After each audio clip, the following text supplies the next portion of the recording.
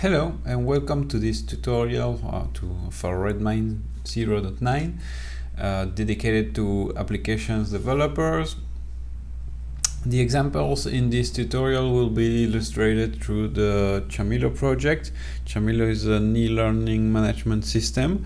So basically it's an open source system, a free software application, which means that a lot of people contribute to it. We have around 40 people contributing to the development of Chamilo. So when we speak about when we talk about 40 people working together from different places around the world, it's really important to have a specific tool that will allow us to coordinate all these development efforts and to avoid duplication in the work and that kind of stuff. So Redmine is an issue management system, so it allows you to manage all kind of things that occur around and inside a software development project. What we're gonna see then, if I have a look at the table of contents, we're gonna see how to create an account, how the general interface looks like, how to report an issue, how to change the status of an issue, how to track time, and then we're gonna see a few additional points. So Redmine, when you connect to it, it pretty much looks like this. It's a basic interface. You have a home section, which is the introduction to this installation of Redmine. Generally, you explain how to become a developer, for example, or how to report a bug and that kind of stuff in this section. Then you have the latest news, which is the list of news that have been published in every one of these projects. So you can see every time you have the name of the project, it's a link, so you can click on the link and get to the homepage of the project. You have the link to the announcement itself, and then the link to the person who posted it. And then you have a small box, which isn't really useful in our case, of the latest projects inside the Chamilo LMS development project. So the idea of all these projects is that if you have one big software project, you might have like a project for documentation, a project for the design and that kind of stuff, which allow basically people to work together in a separate space. So the first step to start working on Chamilo would be to register an account. So for that, you have to click on the register link on the top right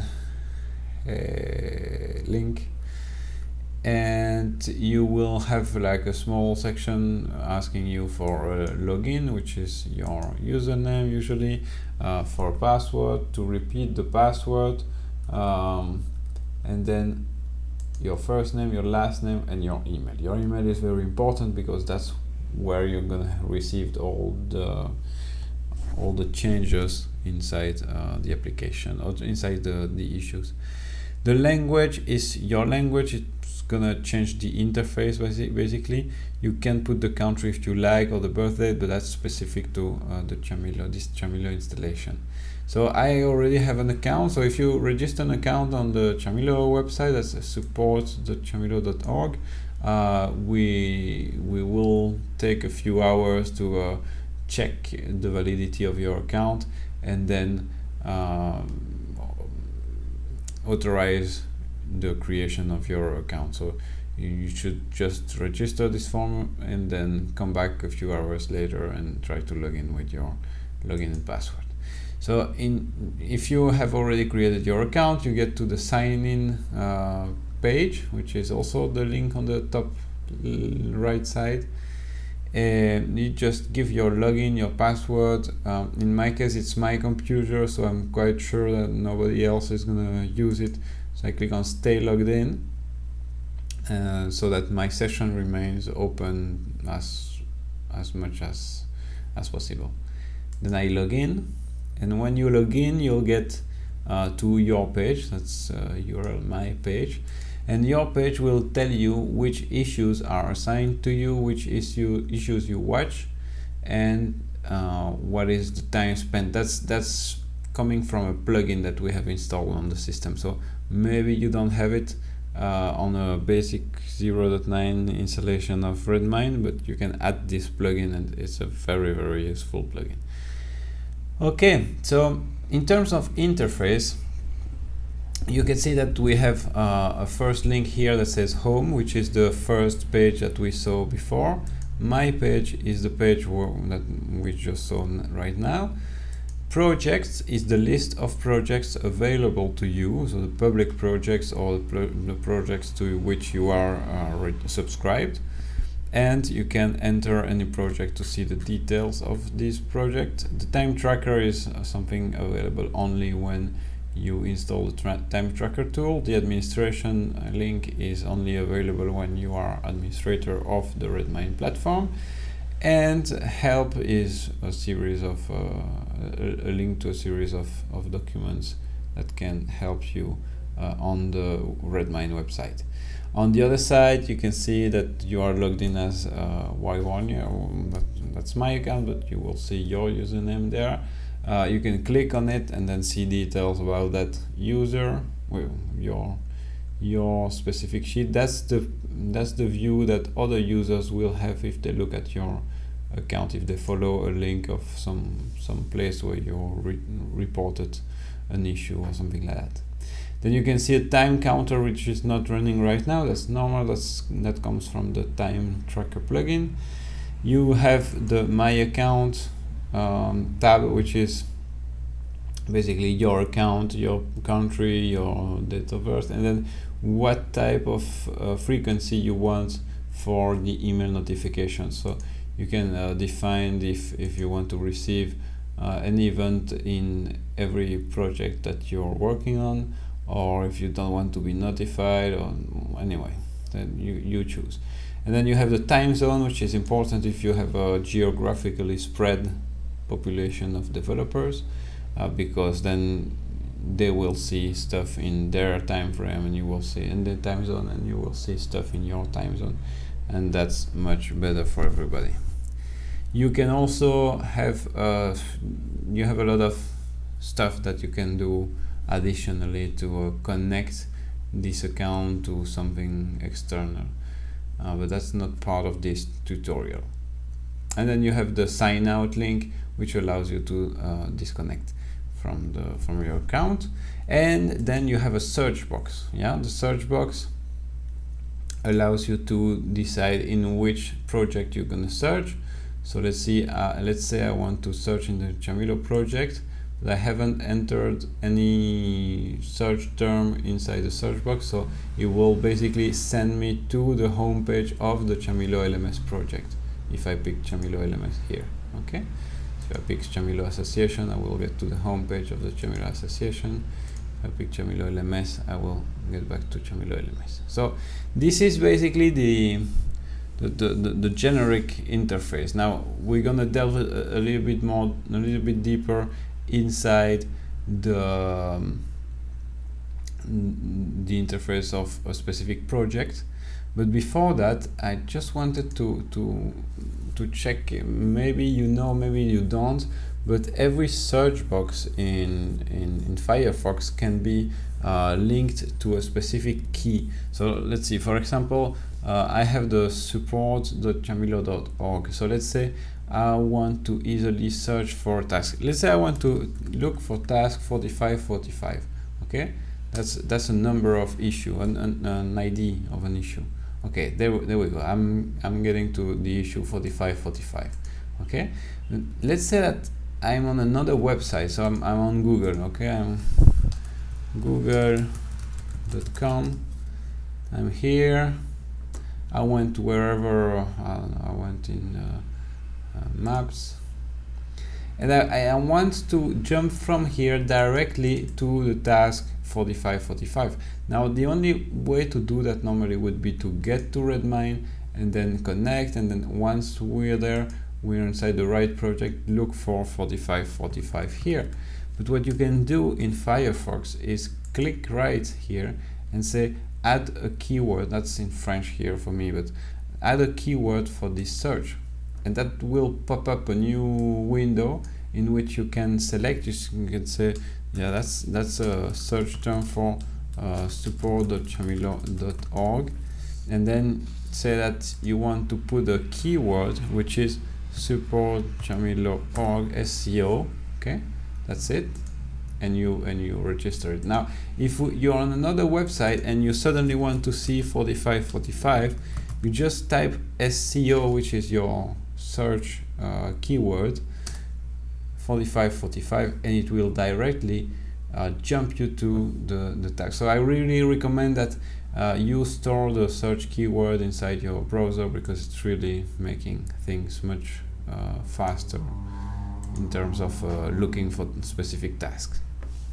So if you want to become a Chamilo developer, then you definitely want to know about this project, and the first thing that we will ask you to do is to learn how to report bugs and learn what the coding conventions are for Chamilo. So that typically is placed in the wiki.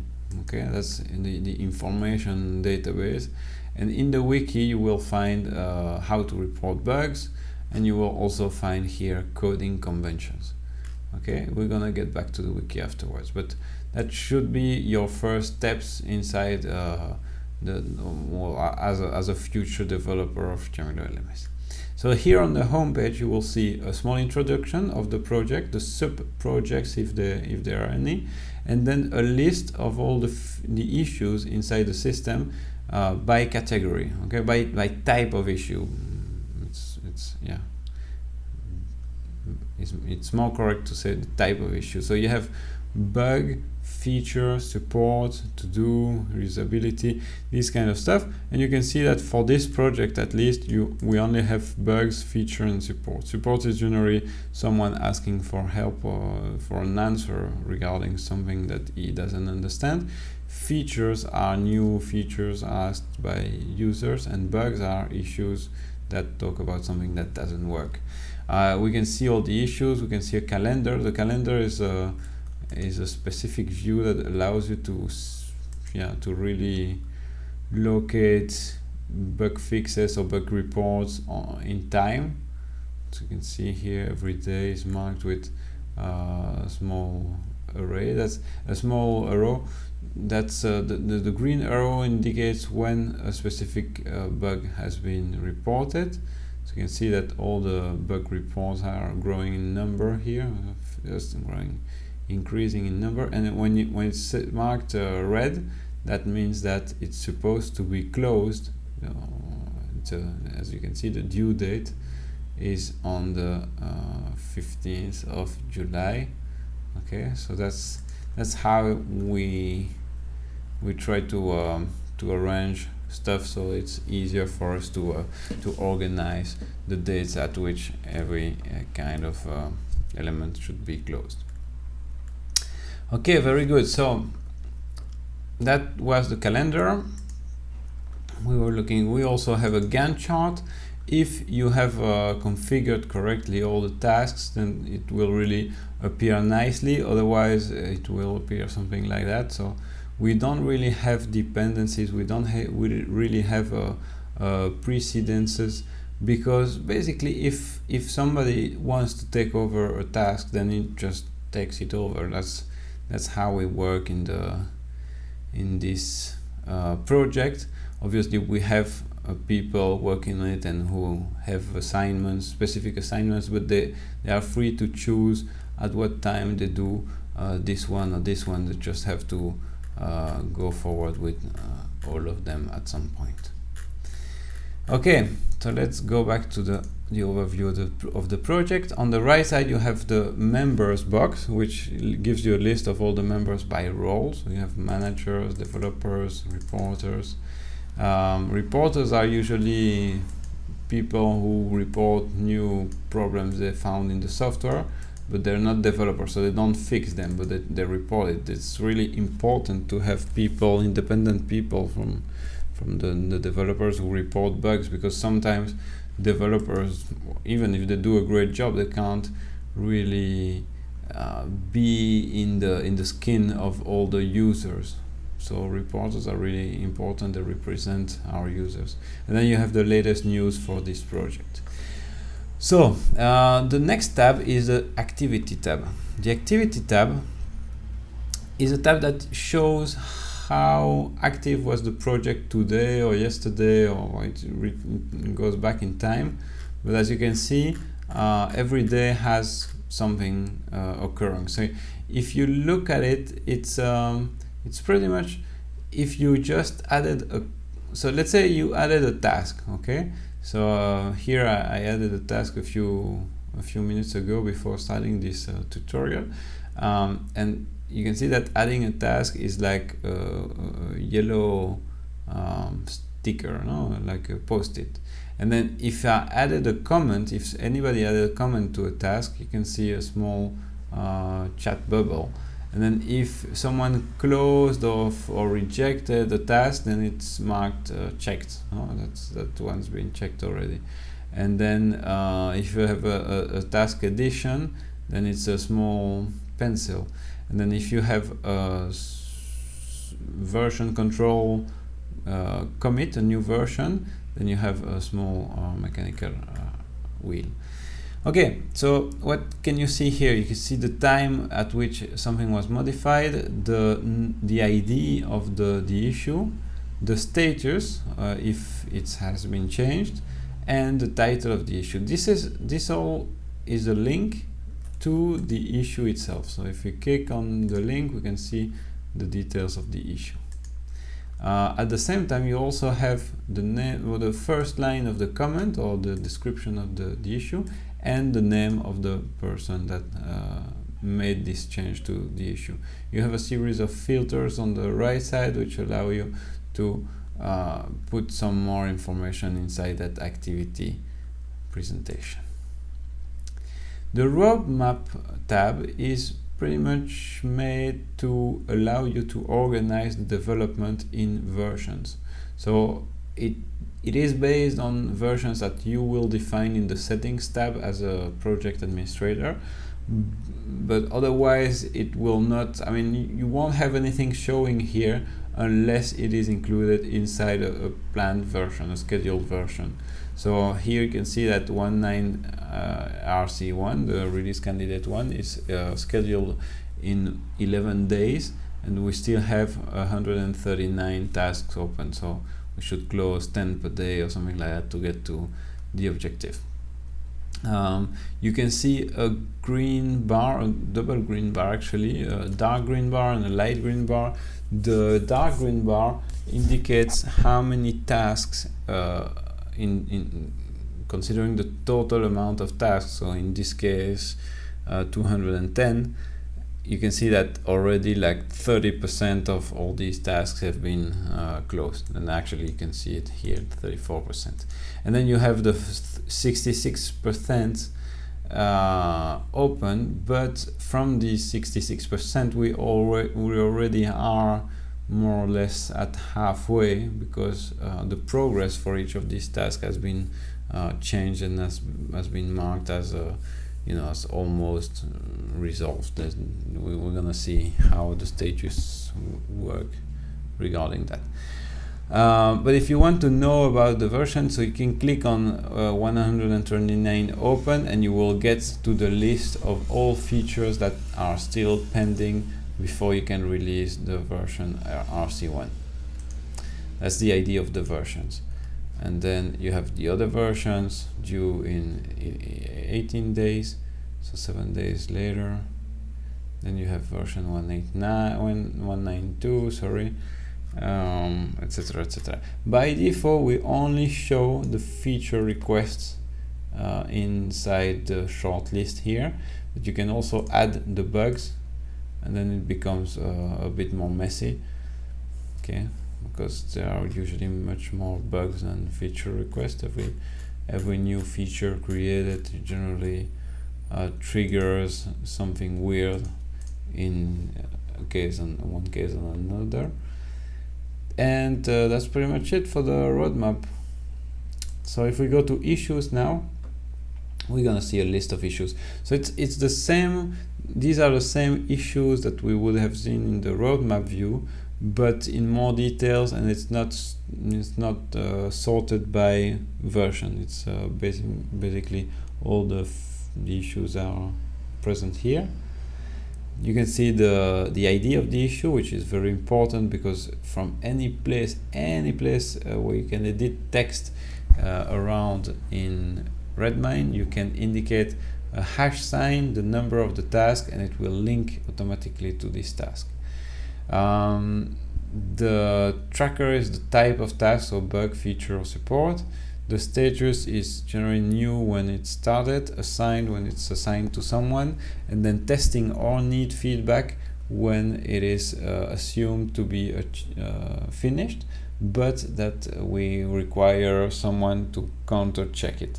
So the idea here is that in Chamilo LMS, a developer cannot close his own task. Someone has to come by and check that effectively the fix or the feature developed by the developer is working. Okay, otherwise he has to comment and say why he considers that it's not working. But that ensures that the developers won't get cocky and say, yeah, that's okay, I'm very good at it, so I can close it automatically. No, they have to check with someone else. Okay, that increases the quality of the project. So here on the first part you have, I was talking about the status. When it's closed, then it disappears from this list, and that's because we have a filter here that says status open. Okay, then you have the subject of the issue, which should always try to fit in something around 100 characters, because otherwise it starts being very difficult to read this list. Then you have the author of the issue, and which is the person who started the issue. And then you have the target version, which is what allows us to know how many tasks have to be finished before our RC1 in the roadmap view. And then we have a percentage done. That means a percentage complete of the percentage of completeness of the task. So if you want to, you can also add filters. You can say, oh, I want the priority to be high. I want to see only the issues of which the priority is high. I want to see how only the tasks that are complete at more than 50%, and then I would put a person done here, that kind of stuff. Okay, you have pagination, so you can decide whether to show 25 or 100 or 250 in only one page. You can see here that we have 25 per page, and we have 6 pages only for version RC1. Okay, so to declare a new issue, you would go to new issues here, to the new issues tab, and here you can pick which type of issue it is, if it's a bug, if it's a feature or if it's a support. Then you can add a subject, which is a demo issue. For example, in this case, something's wrong. Yeah, something is wrong, demo issue. Okay, demo issue 2, because I already created one. And then we add the comment here saying how we get the issue and how to reproduce it. And then we leave the rest pretty much open, usually when we are not a developer. Now, if you're a developer and you know, or you can actually assign it to someone, then you should assign it directly to someone, like this, assigned, and then assigned to, pick a developer in the list. Okay, but otherwise, I mean, if you don't know, you just leave it open. The target version will also be set by us, so if it's a bug, don't worry, we will consider it in the closest version to be released. Then you have complexity, which you can define by yourself in the platform administration settings. And then you have a start date, a due date, an estimated time, which allows us to schedule this task, because, for example, we know that someone will not have 3 hours straight to work on this, so we start to push it a little bit later if it takes 3 hours to close. and then the percentage done is the amount of completeness that that is correct for to describe this task. And then you can attach files, you can add other files here if you want. And finally you can select watchers. Watchers are people, developers or reporters who will receive every change in status, every new comment by email to this task. I mean, so if I select Julio Montoya, then he will receive the announcement of this task, this issue being created. But at the same time, every time someone adds a comment, it will also send him an email. So don't abuse this option. There we go. So that's a task that we created. We can find again all the fields that we had seen before in the creation form. Okay, and then you have the description, and then we have the possibility to add subtasks. That means that if I click there, I will be sent to another form to register a new issue. But I can define a sub issue if I think that this issue here is a bit too much to be done in one go, so I prefer dividing it into several pieces. And then we have the related issues, and the related issues is very practical as well, and it also plays in the Gantt chart. If you really put, for example, if you say that it follows another task, then in the Gantt chart it will appear as to be started after the first one has been finished. And as you can see, if you're feeling comfortable with Gantt, you also know that you can set delays in days between the end of the first issue and the start of the second one. Okay, so we have several options. If I want to add comments to this task, I will click update, and I will add my comments. Great, I will put great. Okay, so if I know that that this changes the status or something like that, I will select and put the changes here and say, okay, it's assigned, that's okay, it's part of RC1, okay, well, no, I'm gonna leave it empty. It's assigned to yeah, that's okay, says apparatus is good. And then I'm gonna say if I know, if I've spent some time here, I will just log the time and say, okay, that's been support time until now. Yeah, so here in the comments I put talking with the client, okay, for example. No, so I know that I've been talking with the client for 2 hours, so I pointed it here, and then it will be visible in the list of connections and registers of time used to resolve that issue. You can attach files, you can link, and here the help, formatting help, is a small window, but it's also, I mean, at the end of the window you also have more information still, but that basically tells you how to format your comments without the need of HTML, for example. Okay, that's very interesting as well. So once we're happy, we can just click on submit, and submit will register the task, and that's it. Okay, so now I know that I'm gonna delete these, but I mean that's gonna be in a few minutes still. So we've seen us up to new issue, to create an issue. News is simply announcements that can be sent by email to all the participants of the project. Documents is the documents area, so you can upload specific documents in specific sections.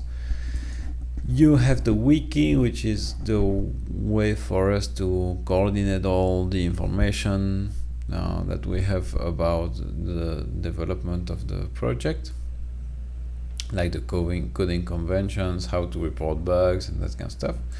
The files tab is a list of all the files stored in this project. The repository is very, very important. It's a copy, or it's a somehow a mashup of what we have in the version control system. So if you use Git or Mercurial or Bazaar or Subversion or even CVS, you might want to use to connect these version control systems to Redmine. And that's done through the settings tab. And inside the settings tabs, you have a lot of settings as well. So you can just check repository, and here you can put a URL of where the sources of the project that you're dealing with are stored on the same server as Redmine. So it has to be there. Well, apart from that, so the repository allows you as well to make a difference between two versions. So for example, here I want to know what happened in the last day or so. So I click view differences, and then I can see instantly the things that have changed inside the code of Chamilo. Okay, there we go. So we've seen everything except the details of the issues. When I create a new issue, there's no big deal. I have to fill the form. Let's see.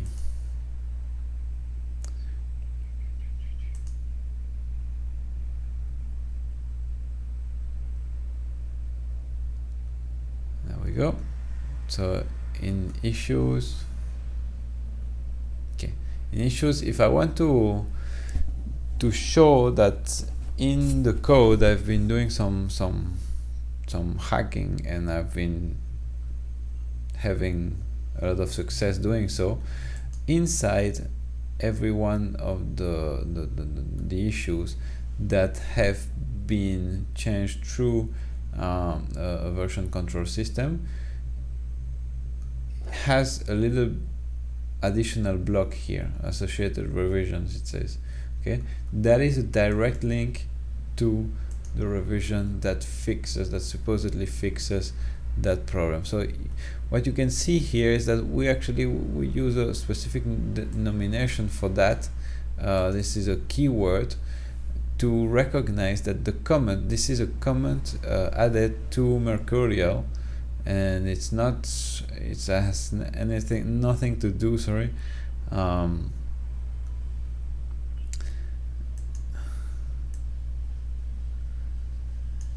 with the markup in Redmine directly. So what we did is configure in Redmine that if it checks C, if it sees the word C and then followed by a hash key, then and followed by a number, then it could consider this commit, and this entire commit, to be part of the task 5141. And if we look at it, it's actually what it does. So basically putting this one here, this C task, means that in the task itself, it will, after a while, after synchronizing, it will recover the details of this commit and leave it there. And that's very, very important to do the tracking of the changes that actually fixed a specific problem, because sometimes we have regression, we have problems that have happened before, and so it's very useful to have an example at hand of what we did to fix it previously. Okay, so I can add, if I want to add comments, I can add comments. Let's go to our test issues. Problems. Okay, no, that's I'm changing the filter here. Okay, so that's demo issue 2.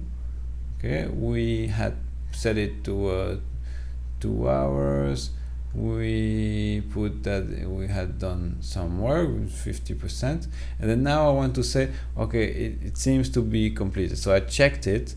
So Cesar was the one to update it, supposedly. So I checked it and I say, okay, for me, for example, okay, thank you all.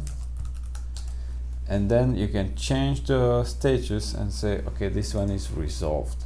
Okay, because it's a bug.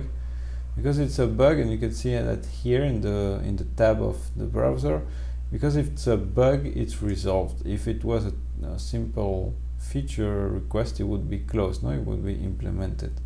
But resolve implies something like give a solution to something.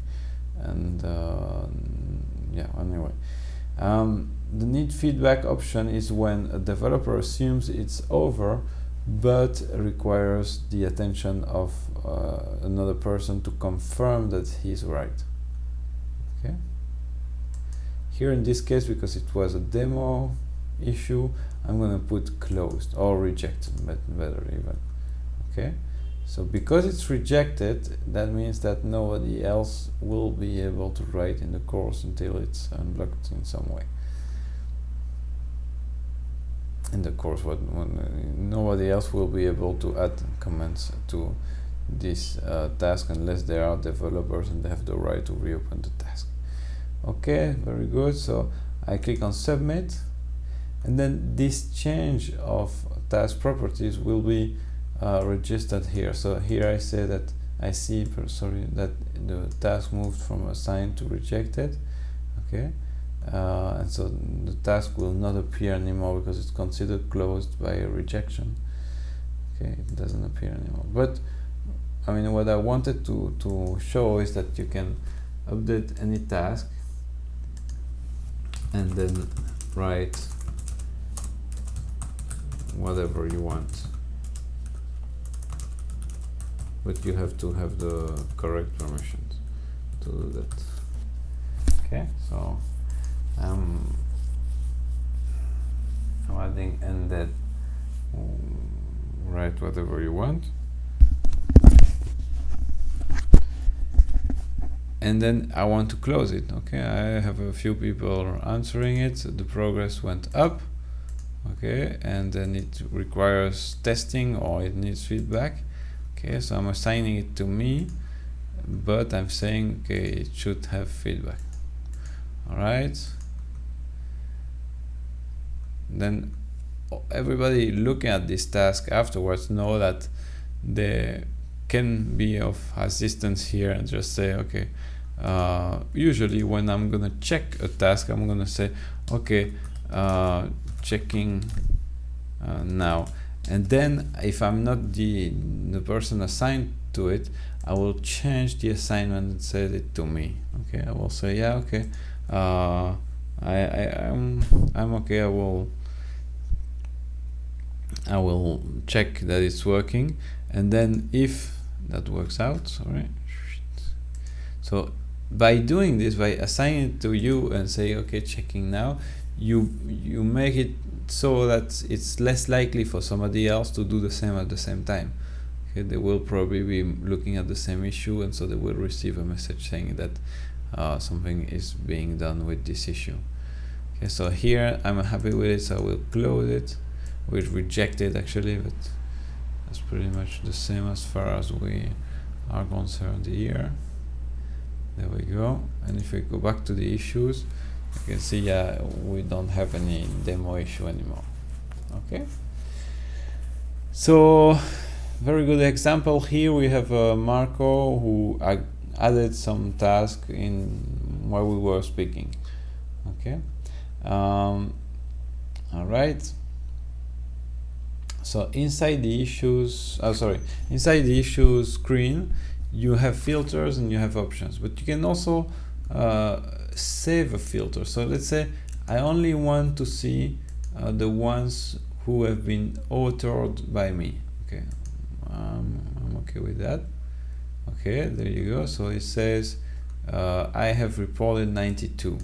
Okay, very good. So I want to filter it to narrow. Camille, this one I also want, this one I also want, this one I also want, this one I also want, this one I also want, this one I also want, this one I also want, another option. So for example, everything for beta or for RC1. Okay, apply, and I see a list of only 27. Okay, and then I'm very happy with this search. So what I will do is save it here and give it a name. So Yannick for RC1. Okay, so putting that comment will make it appear as a filter by that name. Okay, then I decided it should be public in the sense that every user getting to the Jamilo installation should be able to reuse that search query for projects. Now we're not gonna do so much, and then we can define the default columns that should appear in the result, in the listing. And you have a lot of other options here, or the same options that we've seen before, but you can select, still alter a little bit, and then you can sort by column and by type of sorting. So I'm just gonna save it. There we go. Okay, so basically now we have Yannick for C1 on the right side, okay, because it's a saved search. So if I click on it, I will get only the results of this search, and I'm not happy with it, so I can delete it. Okay, there we go. So the Yannick element didn't appear here. Okay, I think that we're pretty much almost done.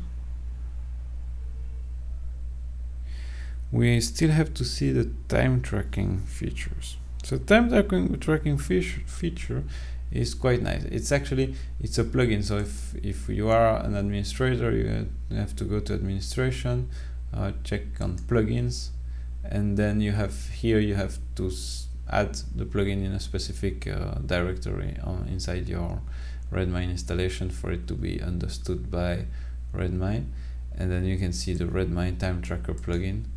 You just configure it, and that's it. All right. So once you've done that, every issue, I recommend that you go to the issue and register time. So as soon as you start working on an issue, just click on start here on the top right side, because basically that will start your timer for this task. Now if you clicked on it, it's counted on the server as well, so you don't have to worry about disconnecting your browser or restarting your computer. You just leave it running, and when you're done with the task, in whichever other page that it will be, you will see that header, and you just click on stop, and then that sends you to a specific page where you have to appoint the amount of time that you spent on the project, which is by default it should be the correct time. All right, unless you started before you started, so you started to work on it before you started the timer, and then you can adjust it here. Let's say that by default it was suggesting that it was 0.31 hour, sorry. So it will be like 20 minutes or something, and you put a comment. You say counted time for nothing. Yeah. So I'm gonna reduce it because I don't want to really modify the current timing tracking. And then you select the activity. So for example, here it will be development. If it's a graphical design or usability design, it should go to design. And if it's support or people getting requiring assistance, then you would have to mark it as support, and then that will allow you later on, if you go back to overview of the project, on the right side you can see details. Yeah, if you click on details, you're gonna see all the people who registered some time working on Chamilo. Okay, Chamilo LMS. So they registered some time, and then you can generate a report. So you can say, for example, I want a monthly report with the member and the tracker. So now we're gonna see for every person how long they spent on bugs, how long they spent on features, and how long they spent on support. So we get to the end of the list, we're gonna see the amount of hours there. Okay. You can also define a time frame and that kind of things. If you want to, there are, apart from the repository that you can define here, I don't know if you remember that, you can define it in the settings, in the project settings. Here you can define the repository, but in the repository you can also make a difference between versions of the code. So for example, let's say that index should have changed recently. Okay, so on the 25th of June, that was the latest commit by Laurent Brecht, and then we select another date and say, okay, I want to see what happened here in a month or so, because you see that 29th of May and 25th of June. So we want to see the differences between those two, and you just click the view differences button. You can see all the differences. Red is that a line has been removed, green is that a line has been added. Okay, great. There are a number of options, of additional options that you can access to through the administration page, which enable you to connect your Redmine to other applications. We have a private key. You can send emails to get new tasks registered.